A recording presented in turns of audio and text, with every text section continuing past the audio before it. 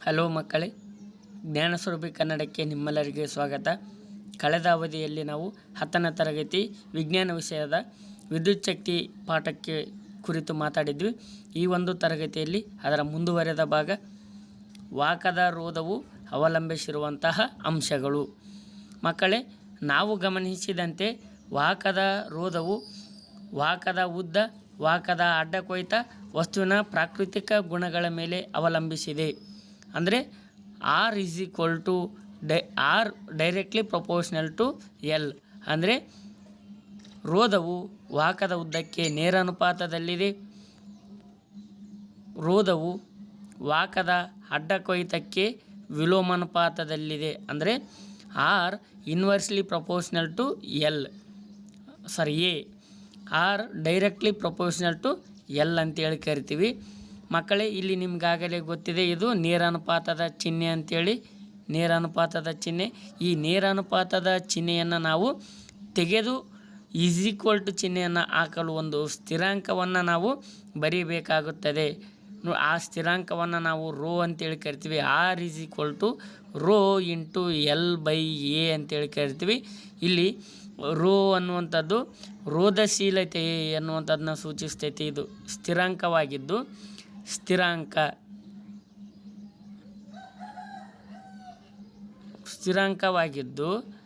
ಇದನ್ನು ನಾವು ರೋಧಶೀಲತೆ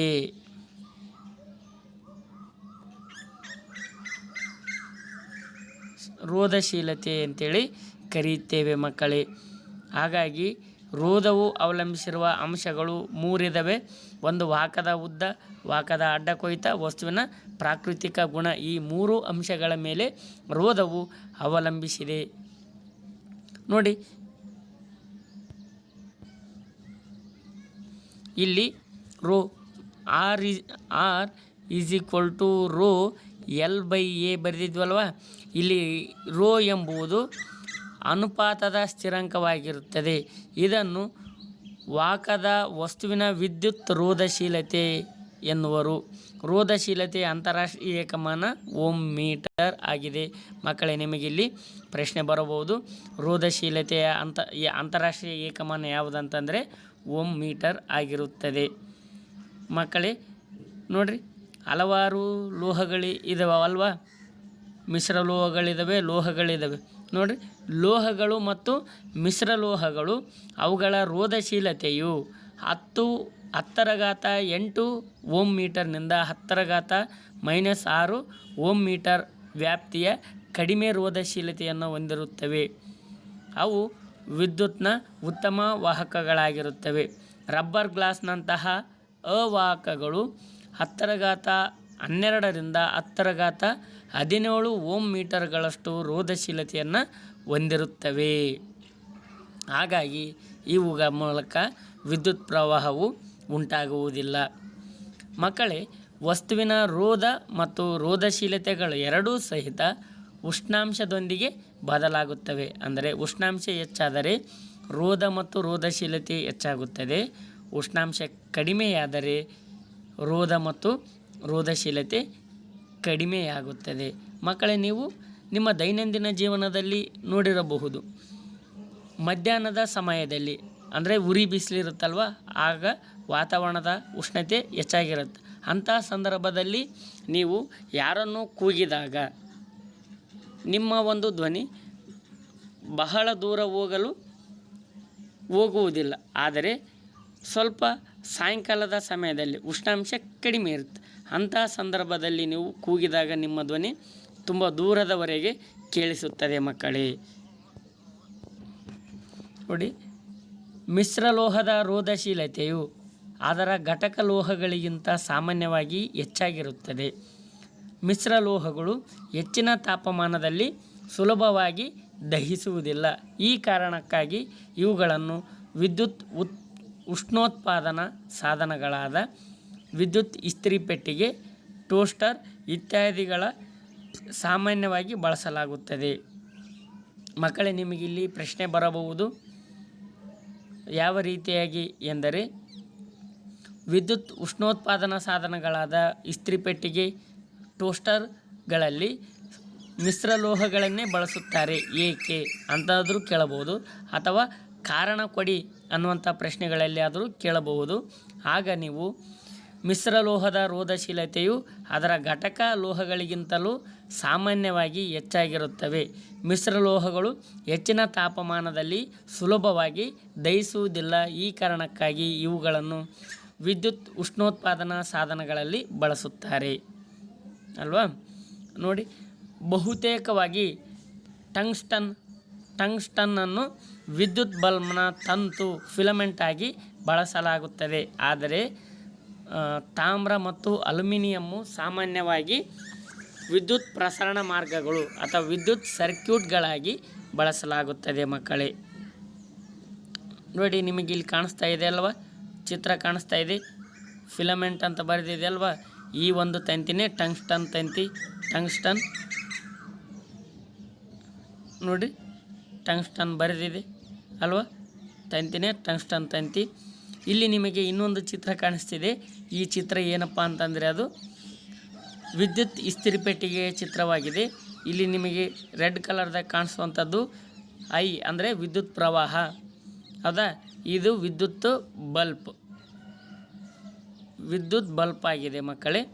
ನಿಮಗೆ ಇಲ್ಲಿ ಒಂದು ಮಾರ್ಕ್ ಮಾಡಿದೆ ನೋಡಿ. ಈ ಭಾಗದಲ್ಲಿ ನಿಮಗೆ ಈ ಒಂದು ವಿದ್ಯುತ್ ಇಸ್ತ್ರಿಪೆಟ್ಟಿಗೆಗೆ ಹೆಚ್ಚಿನ ಪ್ರಮಾಣದ ವಿದ್ಯುತ್ ಪ್ರವಹಿಸಿದಾಗ ಇಲ್ಲಿ ಮಾರ್ಕ್ ಮಾಡಿರ್ತಕ್ಕಂಥ ಒಂದು ವಾಹಕ ತಂತಿ ಇದೆ ಅಲ್ವಾ, ಈ ವಾಹಕ ತಂತಿ ಏನಾಗುತ್ತದೆ, ಬಾಗುವುದರ ಮೂಲಕ ಏನಾಗುತ್ತದೆ, ಮಂಡಲವನ್ನು ಕಡಿತಗೊಳಿಸುತ್ತದೆ. ಈ ಮಂಡಲವನ್ನು ಕಡಿತಗೊಳಿಸಿದಾಗ ವಿದ್ಯುತ್ ಪ್ರವಾಹದ ಹರಿವು ನಿಲ್ಲುತ್ತದೆ. ಇದರಿಂದ ವಿದ್ಯುತ್ ಇಸ್ತ್ರಿಪೆಟ್ಟಿಗೆಗೆ ಯಾವುದೇ ರೀತಿಯ ಹಾನಿ ಆಗುವುದಿಲ್ಲ. ಇಲ್ಲಿ ಬಳಸುವಂತಹ ವಸ್ತು, ಈ ಭಾಗದಲ್ಲಿ ಬಳಸುವಂತಹ ವಸ್ತು ಯಾವುವು ಅಂತಂದರೆ ಮಿಶ್ರಲೋಹಗಳೇ ಆಗಿರುತ್ತವೆ. ಏಕೆಂದರೆ ಇವು ಹೆಚ್ಚಿನ ತಾಪದಲ್ಲಿ ಕರಗುವುದಿಲ್ಲ, ಬದಲಾಗಿ ಸ್ವಲ್ಪ ಬಾಗುತ್ತವೆ. ಇದರಿಂದ ಮಂಡಲ ಕಡಿತಗೊಂಡು ವಿದ್ಯುತ್ ಇಸ್ತ್ರಿಪೆಟ್ಟಿಗೆ ಹಾಳಾಗುವುದಿಲ್ಲ. ನಂತರ ವಿದ್ಯುತ್ ಪ್ರವಾಹ ಕಡಿಮೆಯಾದಾಗ ಪುನಃ ಮೊದಲಿನ ಆಕಾರಕ್ಕೆ ಅದು ಬರುತ್ತದೆ ಮಕ್ಕಳೇ. ಇಲ್ಲಿವರೆಗೆ ನಾವು ಓಮ್ನ ನಿಯಮ ಮತ್ತು ರೋಧವು ಅವಲಂಬಿಸಿರುವ ಅಂಶಗಳು, ರೋಧಶೀಲತೆಯ ಬಗ್ಗೆ ಅಧ್ಯಯನ ಮಾಡಿದ್ದೀವಿ ಅಲ್ವಾ ಮಕ್ಕಳೇ. ಈ ರೋಧವು ಅವಲಂಬಿಸಿರುವ ಅಂಶಗಳ ಆಧಾರದ ಮೇಲೆ ಕೆಲವೊಂದಿಷ್ಟು ಸಾಮಾನ್ಯ ಲೆಕ್ಕಗಳಿದ್ದಾವೆ. ಅವುಗಳನ್ನು ನಾವು ಬಿಡಿಸೋಣಂತ ಮಕ್ಕಳೇ. ನೋಡಿ, ನಮಗೆ ಇಲ್ಲಿ ದತ್ತಾಂಶ ಕೊಟ್ಟಿದ್ದಾರೆ. ದತ್ತಾಂಶ ಏನು, R ಎಷ್ಟಿದೆ, 1200 ಓಮ್ ಇದೆ ಅಲ್ವಾ. ಮತ್ತು ವಿ ಇದೆ, ವಿ ಎಷ್ಟಿದೆ, 220 ವೋಲ್ಟ್ ಇದೆ. ಏನು ಕಂಡುಹಿಡಿಬೇಕು ನಾವು, ಐ ಕಂಡುಹಿಡಿಬೇಕು ಅಲ್ವಾ. ಐ ಕಂಡುಹಿಡಿಬೇಕಾಗಿದೆ. ಈಗ ನಾವು ಓಮ್ನ ನಿಯಮದ ಇದಕ್ಕೆ ಅನ್ವಯಿಸಿದಾಗ ಓಮ್ನ ನಿಯಮದ ಸೂತ್ರ ಏನಿದೆ, ವಿ IR ಇದೆ ಅಲ್ವಾ, IR. ಈಗ ನಮಗೆ ವಿ ಗೊತ್ತಿದೆ, ಆರ್ ಗೊತ್ತಿದೆ, ಐ ಕಂಡುಹಿಡಿಬೇಕಾಗಿದೆ. ಐಯನ್ನು ನ ಈ ಕಡೆ ಕಳಿಸಿದಾಗ I V/R ಆಗುತ್ತದೆ ಅಲ್ವಾ ಮಕ್ಕಳೇ. ಬನ್ನಿ, ಇಲ್ಲಿ ವಿ ಅಂದರೆ 220 ವೋಲ್ಟ್ ಭಾಗಿಸು ಆರ್ ಅಂದರೆ 1200 ಓಮ್ ಅಲ್ವಾ. ಇದನ್ನು ನಾವು ಭಾಗಿಸಿದಾಗ ಈ 0 ಕ್ಯಾನ್ಸಲು, ಈ 0 ಕ್ಯಾನ್ಸಲ್ ಆಗುತ್ತೆ. ಉಳಿದಿರೋದು 120 11, ಹೌದಾ. 2 11 22, 2 60 120 ಅಲ್ವಾ. ನೋಡಿ, 11/60 ಉಳಿಯುತ್ತಲ್ವ. ನೋಡಿರಿ, 60ರಿಂದ 11 ಭಾಗಿಸಲು ಸಾಧ್ಯವಿಲ್ಲ. ಹಾಗಾಗಿ ನಾವೇನು ಮಾಡ್ತೀವಿ, ಪಾಯಿಂಟ್ ಕೊಟ್ಟು 0 ಇಳಿಸ್ಕೊಂತೀವಿ. ಎಷ್ಟಾಯಿತು, 110 ಆಯಿತು. 110 ಆಯಿತು. 61 60.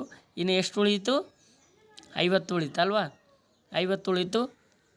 60ರಿಂದ 50 ಭಾಗಿಸಲು ಸಾಧ್ಯ ಇಲ್ಲ. ಇನ್ನೊಂದು 0 ಇಳಿಸ್ಕೊಂತೀವಿ. ಎಷ್ಟಾಯಿತು, 500 ಆಯಿತು. 500 ಆಯ್ತು ಅಂದ್ರೆ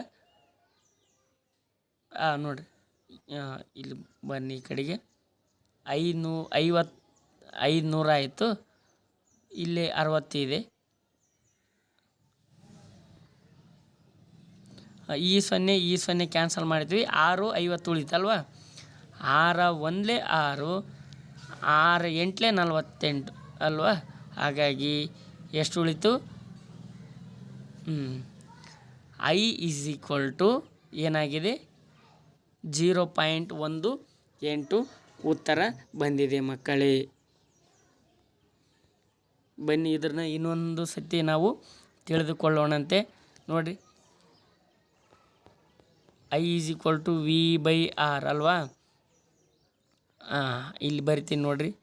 220 ಭಾಗಿಸು 1200 ಅಲ್ವಾ. ಇದನ್ನು ನಾವು ಭಾಗಿಸಿದ ಕಡಿತ ಹೊಡೆದಾಗ ಈ 0 ಕ್ಯಾನ್ಸಲ್ ಆಗುತ್ತೆ.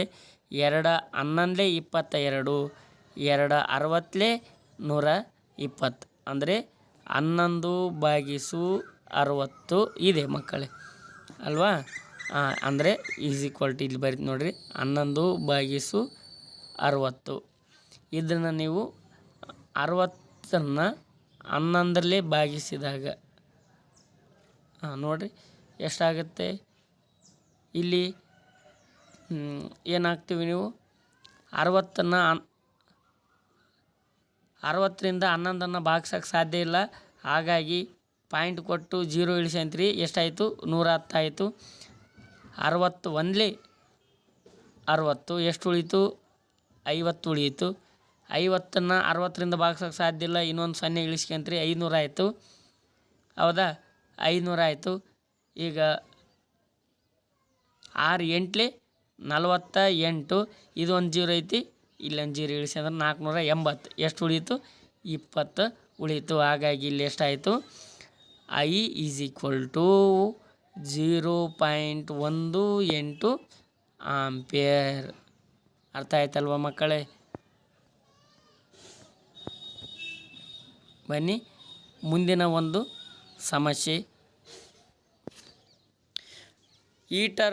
ಹೀಟರನ್ನು ಸುರುಳಿಯ ರೋಧವು 100 ಓಮ್ ಆಗಿದ್ದು 220 ವೋಲ್ಟ್ ಮೂಲದಿಂದ ವಿದ್ಯುತ್ ಹೀಟರ್ನ ಸುರುಳಿಯ ಸೆಳೆಯುವ ವಿದ್ಯುತ್ ಪ್ರವಾಹ ಎಷ್ಟು ಅಂತ ಕೇಳಿದರೆ ಮಕ್ಕಳೇ ನೋಡಿ, ದತ್ತಾಂಶ ಕೊಟ್ಟಿದ್ದಾರೆ. ದತ್ತಾಂಶ ಏನಿದೆ? R = 100 ಓಮ್ ಆಗಿದೆ ಅಲ್ವಾ.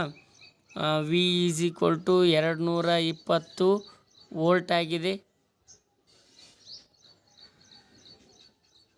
I = ಕಂಡುಹಿಡಿಬೇಕಾಗಿದೆ ಅಲ್ವಾ.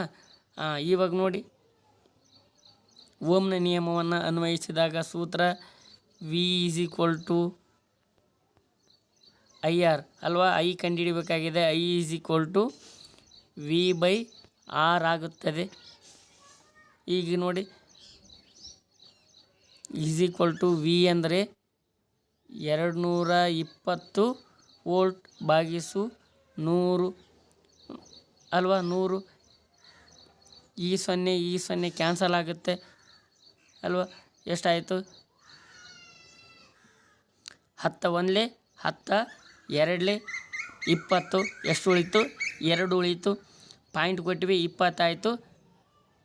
10 2 20. ಸೊ ಹಾಗಾಗಿ I = 2.2 ಆಂಪಿಯರ್ ನಿಮಗೆ ಉತ್ತರ ದೊರೆಯುತ್ತದೆ ಮಕ್ಕಳೇ. ಮುಂದಿನ ಒಂದು ಇಲ್ಲಿ ನಿಮಗೆ ಅದರದ್ದೇ ಒಂದು ಬಿಡಿಸಿರುವಂಥ ಇಮೇಜ್ ಹಾಕಿದ್ದೀನಿ ನೋಡಿ ಮಕ್ಕಳೇ. ಇನ್ನೊಂದು ಚಿತ್ರ ಇದೆ.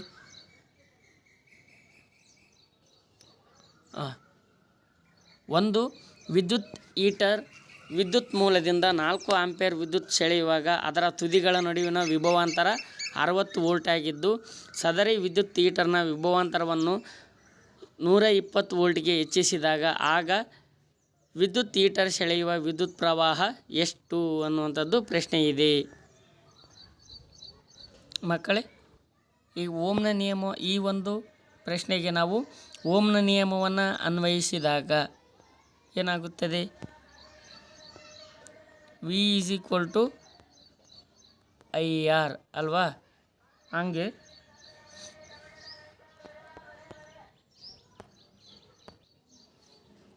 ನೋಡಿ ಇಲ್ಲಿ ದತ್ತಾಂಶವನ್ನು ಬರೆದುಕೊಳ್ಳೋಣ. ದತ್ತಾಂಶ ಏನಿದೆ?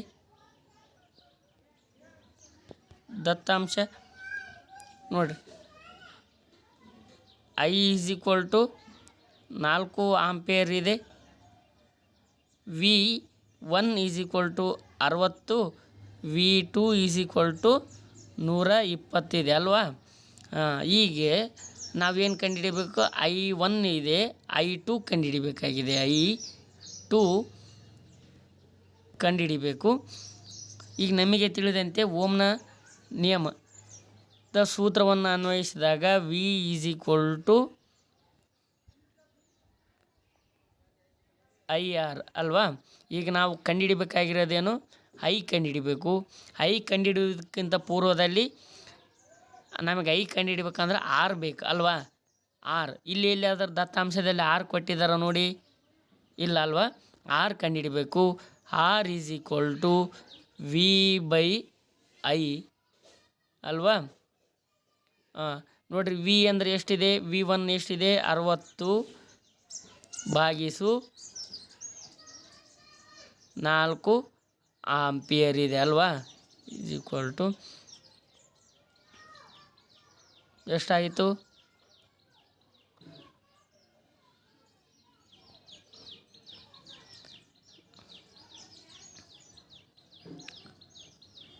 ನಾಲ್ಕತ್ಲೆ 40, 12 ನಾಲ್ಕಲೆ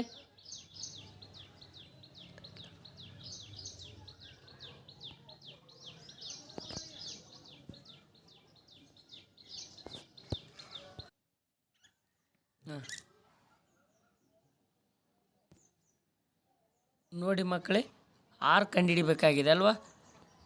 R = V/I. ಇಲ್ಲಿ ನೋಡಿರಿ, V ಅಂದರೆ 60 ವೋಲ್ಟ್ ಭಾಗಿಸು I ಅಂದರೆ 4 ಆಂಪಿಯರ್. ಹೌದಾ? = 4 1 4 15 ಅಲ್ವಾ? R = 15 ಓಮ್ ಬಂತು ಮಕ್ಕಳೇ. ಈಗ ನಾವು I ಕಂಡುಹಿಡಿಬೇಕು. I = ಏನಿದೆ? I = V/R ಅಲ್ವಾ? V ಅಂದರೆ ಇಲ್ಲಿದೆ ನೋಡಿರಿ, 120 ವೋಲ್ಟ್ ಭಾಗಿಸು R ಅಂದರೆ 15 ಅಲ್ವಾ? 15 ನೋಡಿರಿ ಎಷ್ಟಾಗುತ್ತೆ? 15 4 60, 15 4 60. ಅದನ್ನು ಇಂಟು 4 ಮಾಡಿತಂದ್ರೆ ಅಂದರೆ 8. 15 1 15 15 8 120 ಅಂದರೆ I = 8 ಆಂಪಿಯರ್ ಮಕ್ಕಳೇ.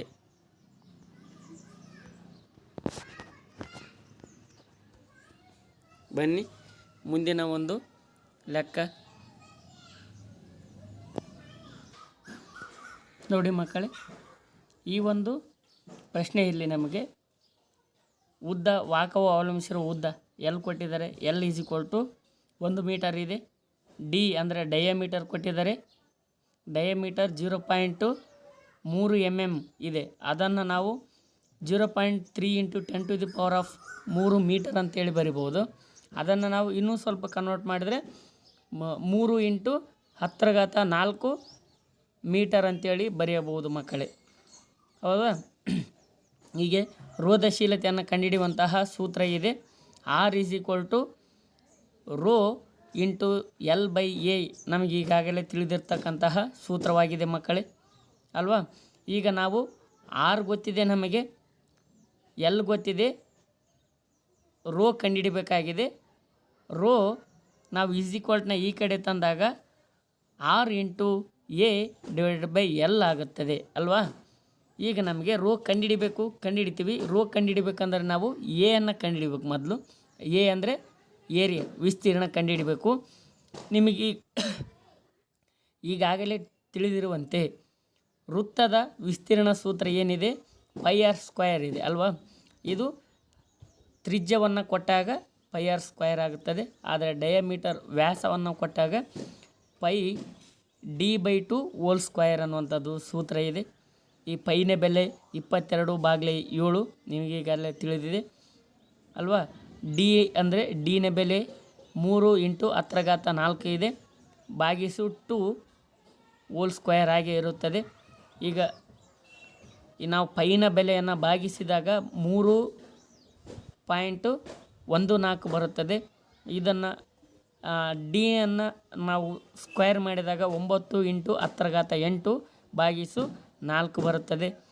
ಇದನ್ನು ಭಾಗಿಸಿಕೊಂಡಾಗ ನಮಗೆ 3.14 × 2.25 × 10⁸ ಇವನ್ನು ಇಂಟು ಮಾಡಿದಾಗ 7.07 × 10⁸ ಬರುತ್ತದೆ ಅಲ್ವಾ. ಈಗ ನಾವು ಇದು ನಮಗೆ ಏನೇ ಬೆಲೆ ಆಯಿತು. ಎ ಅಂದರೆ ಏರಿಯಾ ಏನಾಯಿತು 7.07 × 10⁸ ಅನ್ನುವಂಥದ್ದು ಏನೇ ಬೆಲೆ ಆಯಿತು. ಈಗ ನಾವು ರೋಧಶೀಲತೆ ಕಂಡುಹಿಡಿಬೇಕು. ರೋಧಶೀಲತೆ ಏನಿದೆ, ರೋಧಶೀಲತೆ ರೋ = 6 × A/L. ಎಲ್ ಅಂದರೆ 1 ಮೀಟ್ರ್ ಇದೆ. 1 ಮೀಟ್ರ್ 1ರಿಂದ ಯಾವುದನ್ನೇ ಭಾಗಿಸಿದ್ರೂ ಅದೇ ಸಂಖ್ಯೆ ಬರುತ್ತೆ. ಹಾಗಾಗಿ 6 ಅಂದರೆ 26 ಓಮ್ ಇದೆ.